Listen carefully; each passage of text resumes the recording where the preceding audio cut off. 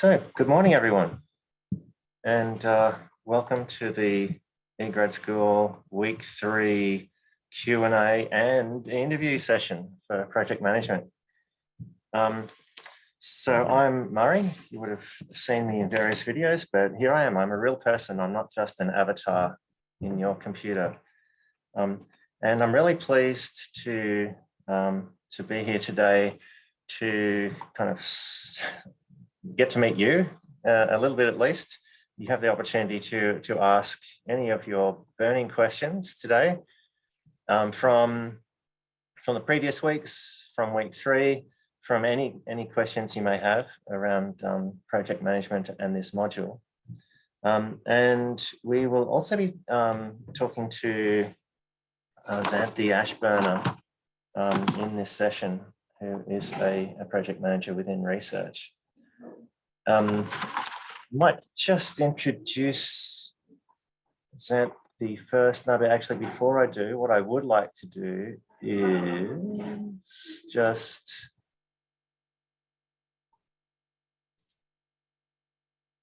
acknowledge the Turrbal and Yagara as the First Nation owners of the lands where QUT now stands. We pay respects to their elders, laws, customs, and creation spirits, and we recognise that these lands have always been places of teaching, research, and learning. QUT acknowledges the important role Aboriginal and Torres Strait Islander people play within the QUT community. And so, without any further ado, I'd like to introduce Xanthi to you. So Xanthi worked as a project manager at Oxford University for a large cross-institutional project examining migration within the European Union. And Xanthi now works for the major research initiatives team at QUT, where I am, and also where Alexandra is, a third person in our team today. So hello, Xanthi. Hi Murray. Hi everyone. Happy to be joining you this morning. And hello, Alexandra. Hello. And so just letting everyone know that we're recording this session for the people who can't make it today. But there's a good turnout, you know, like there's 9 or so of us here, but majority, I imagine, will be watching this as a video later on. So just to let you know, Xanthi, this is a 5-week project management module focusing on research as the project. And we're into week 3.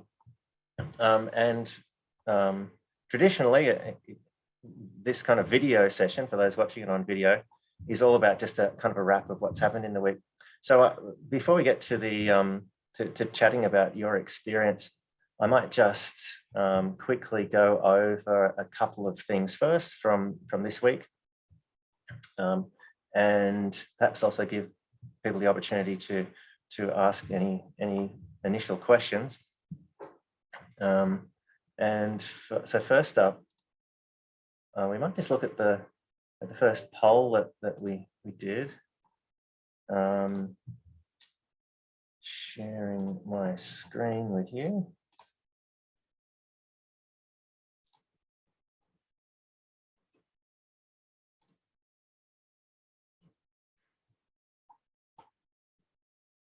Okay, so Alexandra, is that sharing okay? Just doesn't have the usual orange box around it. We can see everything. Well done. Okay, great. So the first poll we had this week was test your assumptions against the other participants. In my project, the assumption I'm least confident in, and it looks like the aspect of the particular research project that you're working on that most people have least confidence in is your capabilities. I have sufficient capabilities to produce high quality outcomes. That one followed by other people, followed by finances, and people are pretty good with support from key stakeholders. So I guess that's interesting. Perhaps shows, on one hand, perhaps a lack of confidence. And I know, I think I saw some comments in the discussion forum around people discussing the imposter syndrome, which is actually quite common in this module. The majority of participants in the module are HDR students, so relatively new to research. And so perhaps it's not too surprising that and they might be early on in their research as well. Not all of them, but many are. And so they're still perhaps lacking confidence in what they need. That it's not that they don't know stuff, it's that they don't know what they don't know, you know. So, the good thing about this being the highest one is, of these 4 aspects, this is actually the one that you have the most control over. You can, because just with training and experience, you're likely to improve your capabilities. Where with the others, you might not have so much control over your finances, or definitely you may have found that you might not have so much control over other people. Maybe we can talk about that in a minute, Santhi, if you've had similar experiences.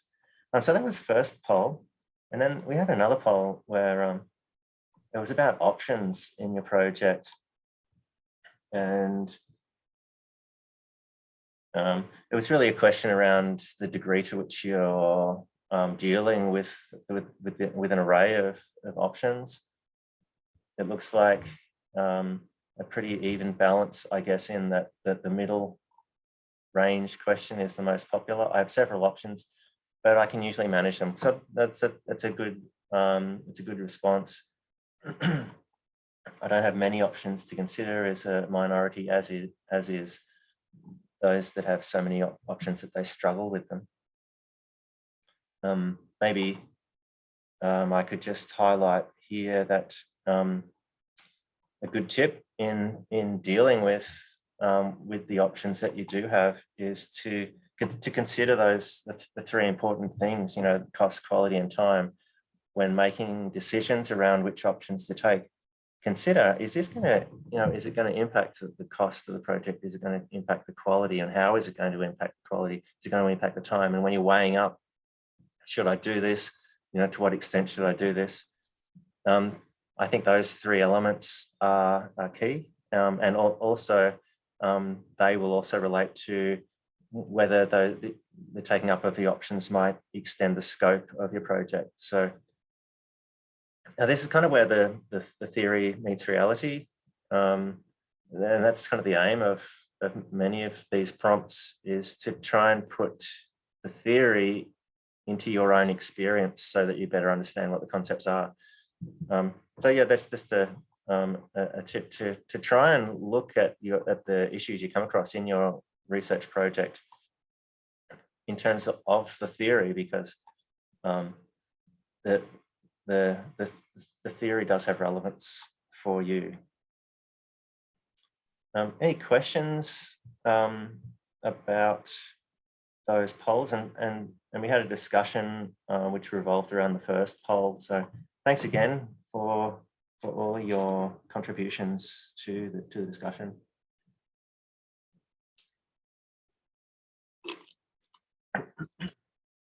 Just have a tickly throat, so sorry if my voice isn't the best today. Yeah, so this is a Q&A session. You are welcome to make comments or ask questions, either one by just turning on your microphone. If I hear you say something, I'll just pause and let you speak. Alternatively, you can just put something in the chat.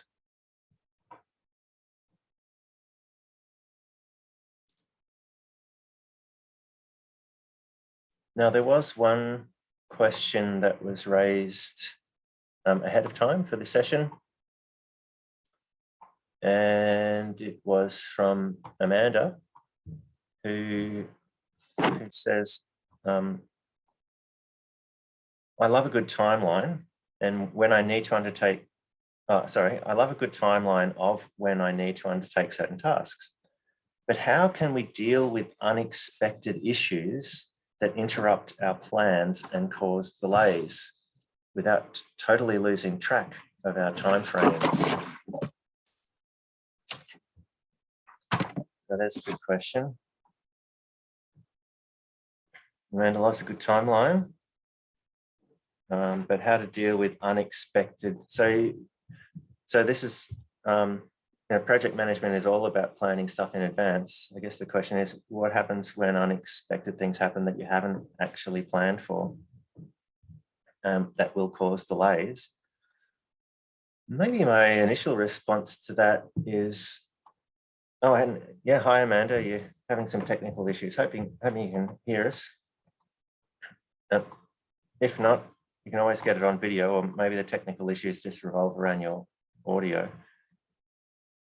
I guess my initial response is that you also need to plan for delays.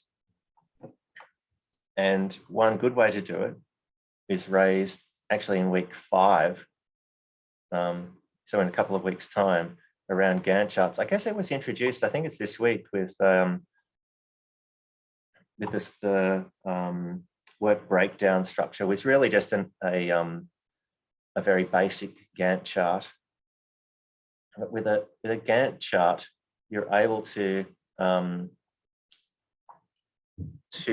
map out those things that are able, an activity that runs back to back with another is going to cause a delay in both of them if there's a delay in the first one, if you get my meaning. So on a Gantt chart, they will appear as activities that run back to back. However, in a Gantt chart, if you indicate that there can be some overlap in these two activities, if there's a delay in this one, it doesn't necessarily cause a delay in this one until it reaches the overlap point. So I think that's just one example of being able to use your planning tools in order to anticipate potential delays and be able to deal with it so you don't lose time overall. You might not be doing the thing that you intended doing necessarily, but you can avoid some delays by looking at the activities that can still be done even when there's something that has stopped. Xanthi, do you have anything to add to that question? It probably relates to what you're saying, Murray, but I think it's like a key thing in an instance where something comes up that like throws the plan off is to figure out like, to what extent is this a real issue? Is it, I mean, it's always a real issue for you, and it's your, it's your project and it's likely to cause stress. So in that sense, it's always real. But is it something that's a sort of isolated area of the project, or does it have, various dependencies on other parts of the project? So if I don't get thing X done on time, that will push out thing Y, which is sort of what Murray's saying in terms of if you have things that are back to back in your plan, your Gantt chart, if you have a delay in thing A, that will cause a delay in thing B. Or is this a situation where actually I can jump to something else and maybe expedite another part of the project that I had planned to do at some point in the future, because there's a delay in some aspect of another part, but actually those two don't necessarily relate to each other in a direct way. So you can progress one and let the other one sort itself out for a while and then return to that down the track. Yeah, thanks. Looks like Amanda has a secondary question. I'm having trouble setting up my work breakdown structure.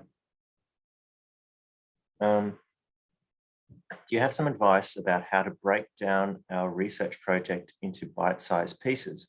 For example, by topic or research questions, sub-questions, etc. Maybe this is because I'm early in my research project. I think we I think we often approach research from the researchy point of view. So for HDR students who are new to, so Xanthi, most participants are HDR students, but we do have some early career researchers as well. And actually, while most are from where we are, QUT, there are also students in the module from a couple of other universities as well, on USQ, I think, and the Sunshine Coast. So I think we often approach the research from a research conceptual point of view, in looking at it in terms of research questions, research, hypotheses, and how we're answering that. I don't know that from a work breakdown structure / Gantt chart, those aspects are the priority. It's more perhaps working backwards from what the endpoint is going to be, and then breaking that down into smaller parts, rather than looking at it from a research question point of view. So it's more, if you're writing a thesis, what are the chapters going to be? And can I work backwards to break it into smaller parts so that I know what to do now? If I'm early on in the process, do I now, even though I know that I'm going to be writing discussion and conclusion eventually, that's not something I need to attend to now, because at the moment I'm working on my lit review, which is, earlier on in the process. So I think breaking it down in working backwards to determining what it is that you'll be producing, and working backwards from there may be a useful approach. It's great to have another brain to consult with in this session. Xanthi, can you add anything as well? I think you're totally right about that. So I did do a HDR degree at UQ, an MPhil in literature, before I sort of made more of a transition into research management. And I did not manage that well. I had followed a path where I'd just come straight out of undergraduate, gone straight into it, and I didn't really have a sense of how to manage something of the scope of that project. And so the timelines did totally blow out and stuff. And what I know now from sort of, I guess, having a broader range of experience that isn't just being a student, that has involved sort of working in different workplaces, is that it's sort of, as Murray's saying, keep an eye on the overall project. What is the end deliverable, as they say in project management land? What is this thing you actually have to produce? At the end of the day, it's this thesis. And when I was an HDR student, I got very caught up in it's my great idea. That's the deliverable, is this great, world-changing bit of research that is just going to be the best thing anyone's ever written on this topic. But actually, that's not required to get the degree. And it's also not actually the real aim of this. What you're aiming to produce is quite a finite piece of work. And when you approach it from that point of view, then it becomes much easier to say, okay, what do I have to do to get that done? Just that, not changing the world through my great intellect and ideas, but actually just producing this piece of work in this amount of time. And that can possibly be helpful in terms of going back and breaking down, okay, I have to do these, say 3 or 4 or 5, 6 chapters. Each one is going to cover this. The first chapter will cover these things. Okay, I need to do this little bit of research for that bit, do that bit, do a draft of that bit. Okay, move on to the next bit. You might end up with something that's a bit clunky at the end and doesn't quite fit together as you were ideally hoping it would, but then you can go back and rework that again. And that, what that will look like might change depending on your particular discipline area. I came out of the humanities, so it was quite there wasn't a lot of going out and talking to people. There's a lot more desk research type of stuff. But I think generally that sort of approach can be applied across the board. Just start with the end point and then go back and figure out how to get there in the time you have available. Yeah, that's a great point.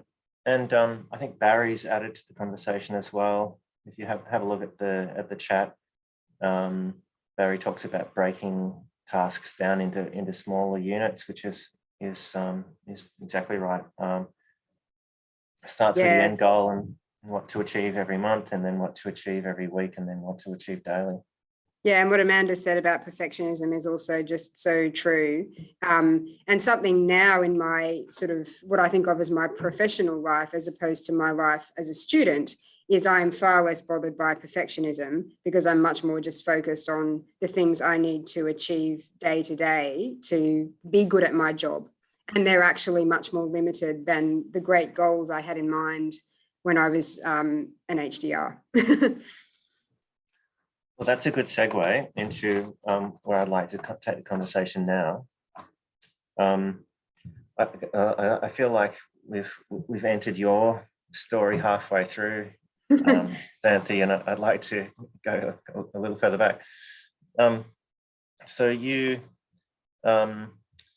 did a master's of research at UQ, and then you landed a role at Oxford. That's like the prestigious university. How did you end up in Oxford, and what was your role there? So I was starting at UQ. I was completing this master's in literature, and while I did that, I got a job with a centre of excellence at UQ, which is so centres of excellence are kind of the biggest government-funded research projects that universities are involved in Australia.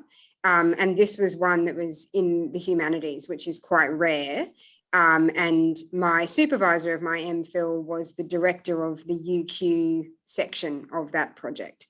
And so I started working as a research assistant for him, initially because my scholarship was running out and I was like, oh, I need a bit more money. And then it kind of, the role grew and grew, and I sort of kind of found different sorts of challenges and opportunities within it that did get me out of this headspace that I personally, it's not everyone, but that I had been in as an HDR, which was still being quite stuck in quite a sort of deprofessionalized student land and not able to sort of see outside of that particular scope. So I started this RA job, and then it grew into being a sort of public engagement role with that centre. So I was sort of managing these programs for teachers. We would arrange for academics to give seminars with high school teachers for their professional development goals, running public lectures, managing visits by international academics, managing conferences, that kind of thing. And that kind of was my foot in the door with this other area of research life, which is less about your own research practice and more about a sort of broader sense of a large team of researchers and a large goal. And so it was off the back of that I got this job at Oxford. I just decided that I wanted to move overseas for a while and have a bit of a life change. I had thought about doing a PhD after my master's, but then I just decided it wasn't quite the right thing for me at the time.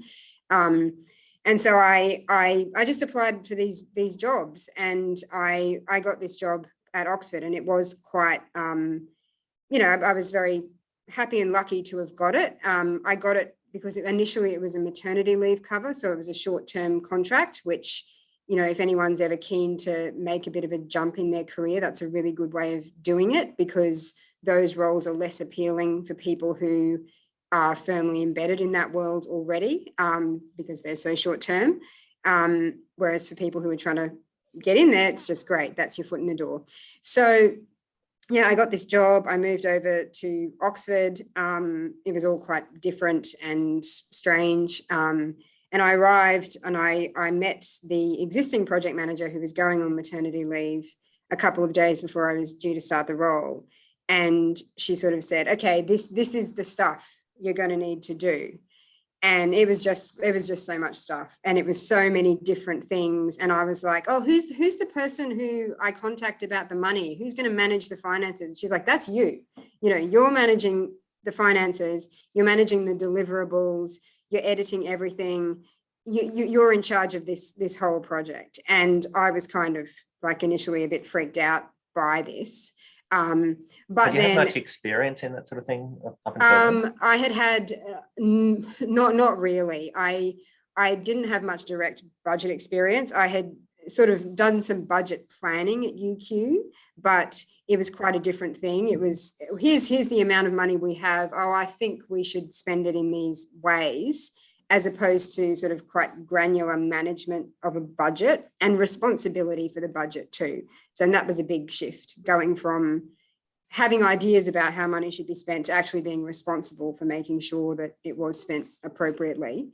And I also didn't have any direct experience with sort of the logistics of managing a big project within an organization like a university, that you will work with all different sorts of people who, certainly for me as a student, I didn't even know these roles existed within the university. All of the different staff that are employed, like, you know, in roles, for example, like the one I have now, but I just didn't even know such people were there.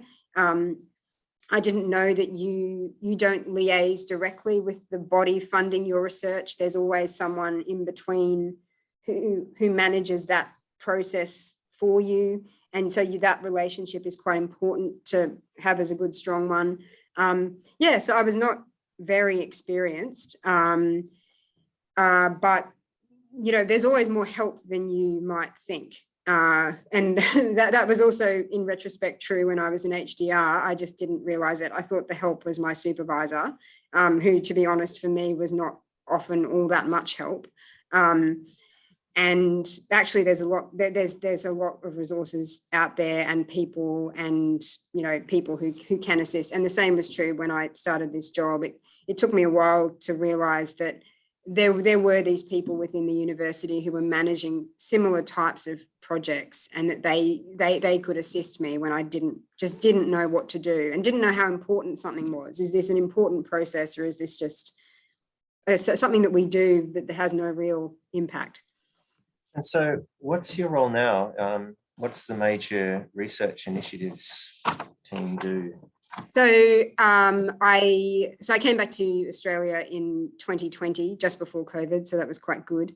And I started initially in creative industries at QUT, so I was in the research team there. And now I'm up in the research office in the major initiatives team.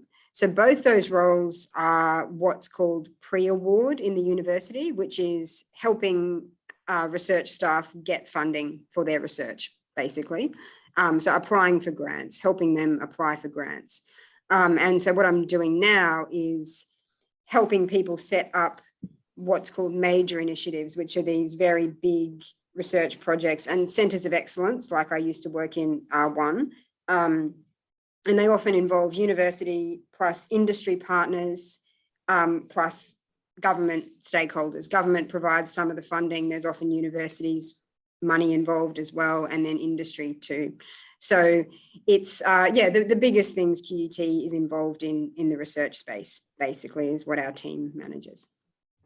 I'm interested in what you said earlier around you had to change your perspective when you went from an HDR student to managing research projects. Can you talk a little bit more about that? And what was that? Also, was it a matter of just skilling up in other things? You know, you mentioned budgeting, for example. Is that something that you might expect that HDR students might not have that much experience in, given that the finances of most HDRs are relatively small in terms of research projects? So, you know, is that one thing that you needed to skill up in, and what other aspects did you need a new perspective in?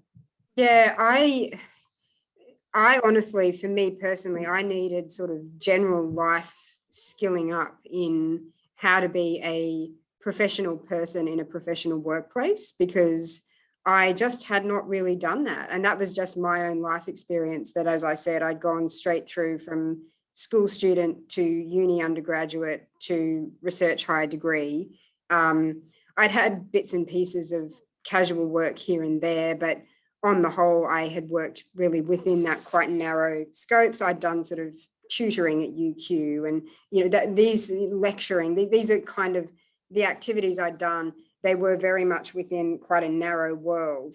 And I had never worked in a workplace where there's many people doing different sorts of things, but they're all working together.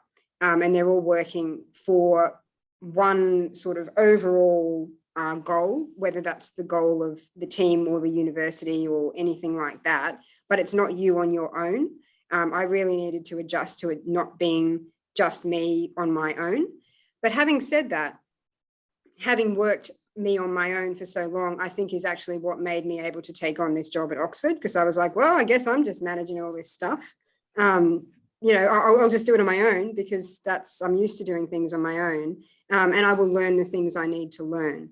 And they weren't actually difficult skills. They were different skills, but they're not hard. And I, like, to this day, say that nothing is ever as hard as being an HDR. It is very, very, very difficult, as you guys, know that's just, it's quite a self-driven process, and it can sometimes be quite lonely. And that's why I'm saying, there's a lot of resources out there, but so the skills aren't difficult ones that I use now, but they're just different, and they involve a lot more working within an organization to just understand what you have to do and who you need to talk to, and having an overall sense of how your organization or your project is working, sort of on an interpersonal level, and what everyone is likely to be able to contribute, and then what they're not going to be able to contribute as well.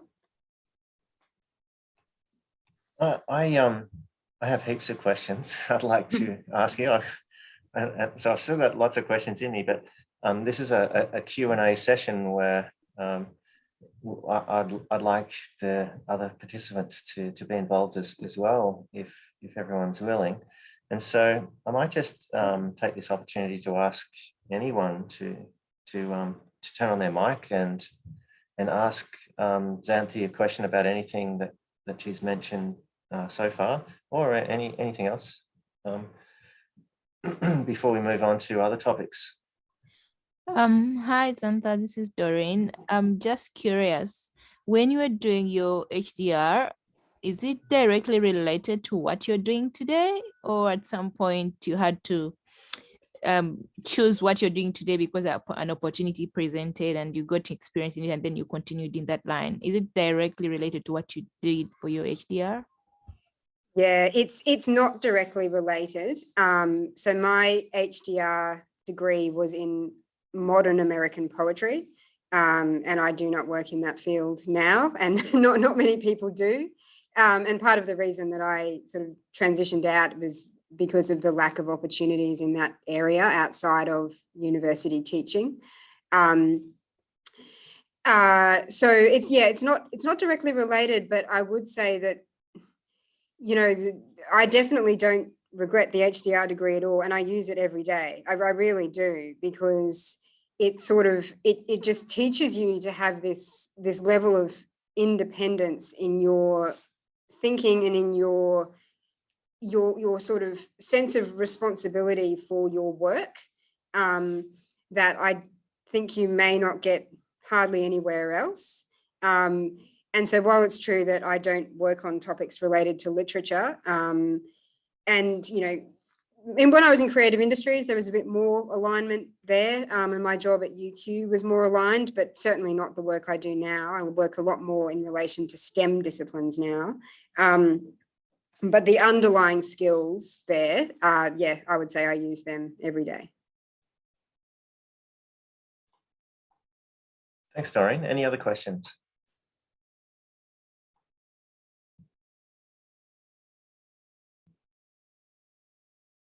Looks like this one from Amanda. I come from a professional background as well as academic teaching. What other ways did your practical experience benefit your HDR journey? What academic skills do you think someone from a practical background needs to skill up on? So I would say that I didn't have any practical experience before I started my HDR journey, to be honest, Amanda. I think if I now went back and did a PhD, which I may still do, I think where it would be of where my experience now would be of benefit is sort of back to what Murray and I were talking about earlier, which is just having a clear sense of what this project is and treating it as a project as well, which is something that has a beginning and an end and just a set of work that has to be done within a particular time. And this is your amount of money, whether that just means your living money or extra funding to go out and conduct interviews or work in the lab or whatever it is you need to do. This is your amount of resources, your time, your money, everything. And this is the amount of work you need to get done. And moving away from this sense of the HDR or the thesis, the big idea as something that is bigger than the document. That was something that I struggled with a lot initially with when I was sort of doing my master's, is my idea of what I was producing was this world-changing idea. It was not, I'm producing this thesis. And now if I went back, I would have a much clearer sense of this is the project, it's defined in these ways, and nothing more is required than that. I think I guess I have a kind of a similar experience. I kind of think if I was able to do a PhD again, I'd be able to do it in half the time, just because I know what the processes are now. Yeah. But I do think it is possible to think that your PhD or master's, whatever research degree you're doing, I think it's possible to think that it can change the world. But that you ultimately you still have to do it within the time frame, within the systems and within the resources that you have. I guess the change the world idea has to all be embedded in what the actual research is about, right?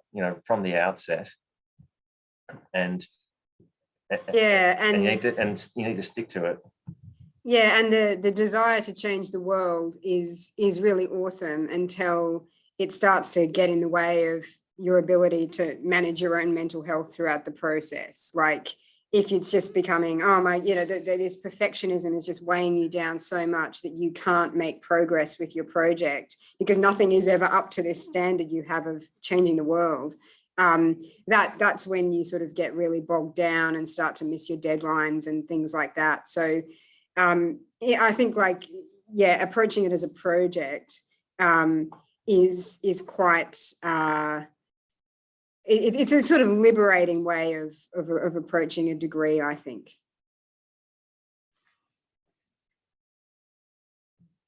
I have a question about challenges that you face, particularly when you were managing the large research project. What did you find to be the main challenges? I think we've kind of discussed personal challenges in kind of upskilling, which kind of relate to what that first poll was. The biggest challenge that people were finding was kind of upskilling. But what about from a project perspective? What were the larger challenges in that particular project? So this was a really big project. So it was based at Oxford, but there was 7 partners all across Europe. Most of them were universities, but there were also some NGOs involved. And there was one sort of private market research company that had become a member of the project because they were going to collect some data that would be used by a few different work packages on the project. And as time went on, their role became very, very difficult. And eventually they just decided to drop out of the project. And that was, that's a challenge because then you don't have this data. But the challenge for me was that I had to resolve this issue. And I had to resolve it when I didn't, understand really what the data was that they were providing for the researchers and how important it was. I knew they needed to get it, but I didn't know what timeframes they needed and what the significance was of not getting this data on time. And then also the logistics of having a partner withdraw from a large sort of publicly funded project. And that's something now that, since I started working at QUT, I know quite a lot about because I do that every day. But then I just didn't know that you need to negotiate with the funder to have this partner withdraw. You need to redo the entire budget to reallocate the funds that were allocated to that party, because if you don't, they will just take those funds back. You know, if you don't have a way of spending money, you lose the money. And then who I needed to work with on the project to make sure that things could continue in a sort of a way. And this kind of gets back to the first thing we were talking about of, you know, is there, you know, if something falls behind, how do you not delay the whole thing? And this was an example of that we just weren't going to get this data because this research company had just disappeared. And that involved having to reshape actually what the work would be that the project would complete in that area. And so there was a lot of working with different types of people, with the researchers, with the company that was withdrawing, with the funding body, and none of these people individually really worked with each other. I was the person who had to come up with a solution. So it was gathering all the relevant info and then coming up with a solution. And then presenting it to all of them and saying, okay, how about this? Why don't we do this? And that was quite a challenge. And again, it was a big challenge because there was no one else. There's no other person up there who's going to be having oversight over that. It's just me who needs to come up with that solution. But, you know, you find your way, and I now know a lot more about how all that kind of stuff works.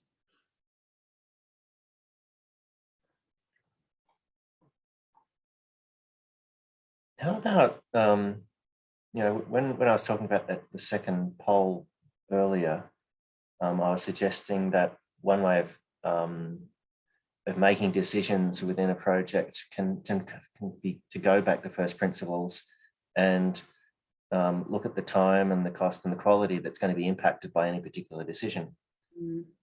Did you find that that is something that you have done in that project, you know, or was it something that was that you were mindful of throughout?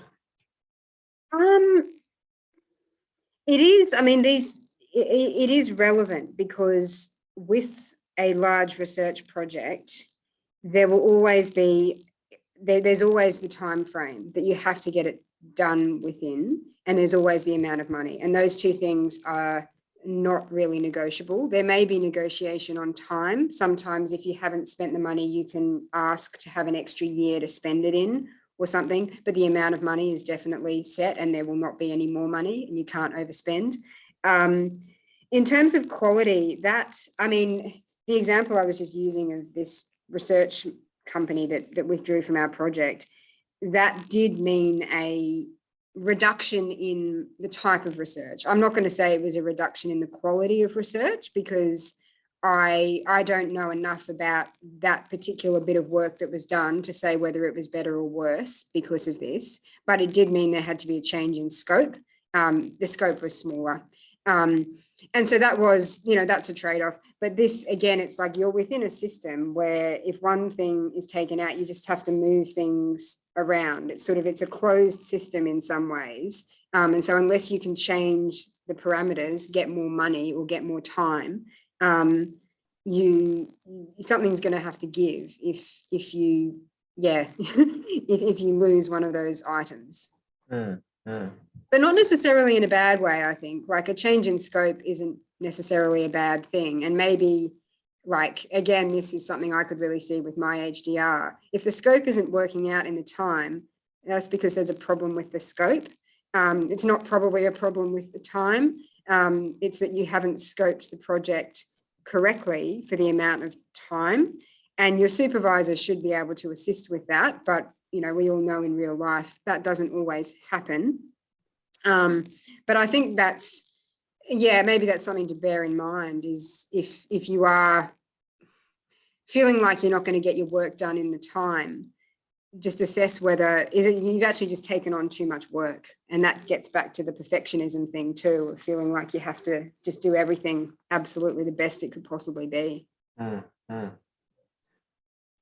Doreen's got another question in the chat, and if I put this one to you, Xanthi, maybe I'm wondering if you have a different experience of it as an HDR student compared to when you were managing a project in more of like a 9-to-5 job. And so the question is, any tips on time management, given the competing responsibilities such as work and family and huge amounts of distractions? Given that an HDR student, often it doesn't feel like a 9-to-5 role. It's kind of, it just seems like your life. Every day, forever. Yeah, but then when you're employed to manage a project, your time should be contained within certain parameters. It shouldn't leak into your work and family. Did you find that, before answering the question, did you find that to be your experience, that the time was more leaky as an HDR student? 100%, 100%. And then any tips? Yeah, 100%. It was just so different, and like working on the weekends, working, all kinds of weird hours, and I did not have good time management from the point of view of I would just procrastinate hugely, and then everything like, why am I having to get up at 4 a.m. to finish this thing? Well, it's because you spent all of yesterday procrastinating. Procrastination is a whole other topic. Whereas, yes, the work that I do now, it is much more than 9-to-5. And sometimes there's more that's required. And that was the case with the Oxford job. There was sometimes stuff that just had to be done, that was due by a certain date. But again, there was flexibility. So if you've worked on the weekends, well, that means you get a couple of days off during the week. So it was much more contained in that respect. In terms of Doreen's question, I mean, I didn't have a huge number of competing responsibilities when I was in HDR. I was in my early 20s. I had my scholarship and I wasn't doing any other work at that point in time. So from that point of view, I was lucky. But I think though maybe the answer is the same whether you have those responsibilities or not, which is if there's a way of treating it as a 9-to-5, gosh, that's really good. That's a really good way of doing it. And it comes back to treating it as a job and as a project, and as something to be done, rather than a lifestyle that you have taken on. And it's very challenging. And obviously there are times when you're just super busy because you've got deadlines and you just have to get something done. But I think, again, if you're able to break it, approach it as the finite thing that has to be done in a certain amount of time, break that down into what you have to do, and then say, okay, that means then that this week I'm going to get this done, and I'm going to do this on Monday, this on Tuesday, and I'm going to do it within these hours. And it does take some discipline not to sort of procrastinate all the time. But, maybe then having other responsibilities forces you to have that discipline in a way, because you just, you have kids around and they just need your time. So when you have your time for your work, you need to do your work. I agree with you entirely. I guess my answer to that question is there's a number of tools that are offered within this module, for example, that can help you with your time management. But it doesn't necessarily mean that you will be able to easily take them up and use them in a way that's wise, time-wise. And so I think the point that you made is so important, that if you treat your HDR experience as if it's a 9-to-5 job, as if it's your day job, not the thing on the side that can kind of, it's not a hobby, but it's like, it's the 9-to-5 thing, and you should be setting the same sort of deadlines for yourself as if you have a boss that's has the same expectations. Then actually you're much better off yourself, because you don't end up then working the weekends and all the other times that really should be dedicated to family and all the other things you need to do in your life. Are there any other suggestions for Doreen from the other people that are in here? If so, Ari's made a good point about procrastination and how to potentially deal with that in the chat there. Write out key thoughts not process, just write them down. And if you have multiple tasks, start another task for a period of time. Yeah, I mean, just get going, just do some work, even if it's terrible and you think this is just so crap. Like, it's just actually making progress will, I just find, like, frees up your headspace a lot as well. Yeah, absolutely. I'm just pausing to see if there's any other comments, suggestions from anyone coming through on that point, or any further questions for Xanthi. Please turn on your mic and ask them.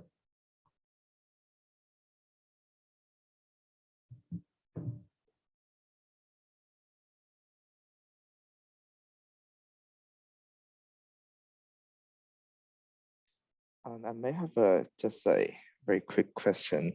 I like I have a very clear plan at the beginning of the project, but I always like to fail to keep tracking my plan during the project, especially like towards the end, because I already got a kind of like clear idea what I need to do. So I just focus on finishing the project.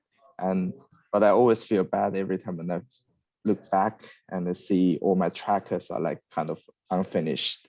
So it just, is there any tips or anything that that I can actually use the tracker from the beginning to the end as an active working document? I think it depends on how you would work best. And even now I don't use a lot of tools or different. I know that there's a lot of different like tech things you can have and apps and stuff like that can help you. And I maybe like just try things out and see if they work or not. And maybe like for you, Joe, they do work. Although if you're then feeling bad because you haven't met them, but you're still making progress, then, maybe assess if they are the best thing for you. So I think there's a lot in sort of identifying how you work best. And I've just learned that over time. And I still, like, I write everything down in a notebook. I just write lists of things that I have to do every day. And every day I write the list again. And there's stuff that was on the list yesterday that's still there. And that just kind of is my way of doing it. And then for these big projects that I'm involved in, there's Excel and all these kinds of things that you have to have. Well, if you have a budget and it's just huge, you just have to track it quite carefully. But I don't know. I mean, it's just, gosh, it's the $1 million question, right? How to just keep going and not fall behind when you thought you were going to have stuff done by. And I think it has to be a combination of using whatever resources you have to just try and get going and just keep working at it, even if it's little bits every day. And like what Barry's suggesting about just do things and change to something else if you're not getting there with what you're working on. Figuring out how to get in that headspace of I'm just going to work on this, and and it may be that this particular bit doesn't make it in. So a combination of those sort of like mental sort of practices, and then having also just this sense of your big timeframes, because at the end of the day, when you're in HDR, there's only one deadline that really matters, which is the submission deadline. And so within that, everything's yours to mess around with and figure out what works best for you. So I think the mental game is actually the really big one. And if you can sort of work on that, that solves a lot of the practical problems. Thank you. Thanks for the question, Joe. Well, there's time perhaps for only one more question, if anyone has one.